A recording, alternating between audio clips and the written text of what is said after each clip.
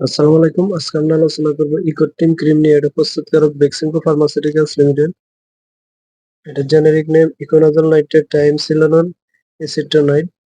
এটি 10 গ্রাম টিপের দাম 34 টাকা 50 পয়সা করে।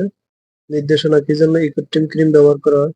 এটি ডাক্তারগণ দিয়ে থাকেন অ্যালার্জি, চুলকানি, দাউদ এবং দাউদের চুলকানির জন্য। এছাড়াও eczematous mycosis, psoriasis, tinea pedis, tinea corporis, tinea cruris, inflammatory intertrigo, diaper dermatitis. বিবরণ: এই ক্রিমটি একটি বিশ্বত প্রণালী ছত্রাক রোধী, যার প্রদাহ রোধী, চুলকানি রোধী এবং অ্যালার্জি রোধী প্রভাব রয়েছে।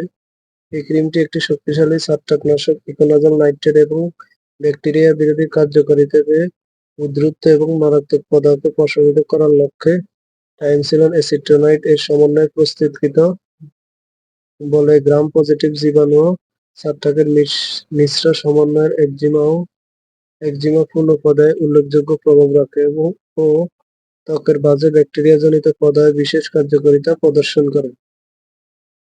মাত্রা ও সেবন বিধি: এই ক্রিমটি দিনে 2 বার ডাক্তারগণ দিয়ে থাকেন, সকালে একবার, সন্ধ্যায় একবার। এছাড়াও চিকিৎসকের পরামর্শ অনুযায়ী সেব্য।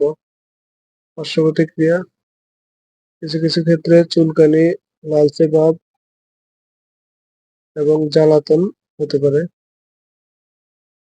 গর্ভাবস্থায় স্তন্যদানকালে গর্ভাবস্থায় ইকোনাজল নয়, কিন্তু ট্রাইএমসিনোলন এসিট্রোনাইড প্লাসেন্ট অতিক্রম করে এবং বাহ্যিক কর্টিকোস্টেরয়েড ব্যবহারে গর্ভবতীদের ক্ষেত্রে ভ্রূণের ক্ষতি করে। মানুষের ক্ষেত্রে এই প্রভাব পরিলক্ষিত নয়, তবুও গর্ভবতী মহিলাদের ক্ষেত্রে দীর্ঘকালীন বাহ্যিক স্টেরয়েড ব্যবহার না করাই ভালো।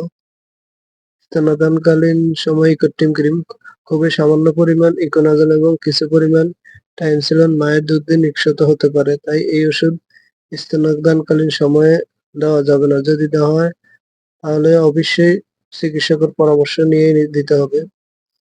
এছাড়াও গর্ভাবস্থায় স্তন্যদানকালে অবশ্যই ডাক্তারের পরামর্শ নিয়ে ব্যবহার করবেন।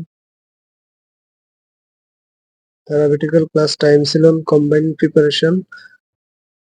সংরক্ষণ: আলো থেকে দূরে, ঠান্ডা 30 ডিগ্রি তাপমাত্রার নিচে রাখুন, শিশুদের নাগালের বাইরে রাখুন। এছাড়াও যেকোনো মেডিসিন ব্যবহারের পূর্বে অবশ্যই ডাক্তারের পরামর্শ নিয়ে ব্যবহার করবেন। নিজে নিজে ভিডিও দেখে কোনো ওষুধ ব্যবহার করবেন না।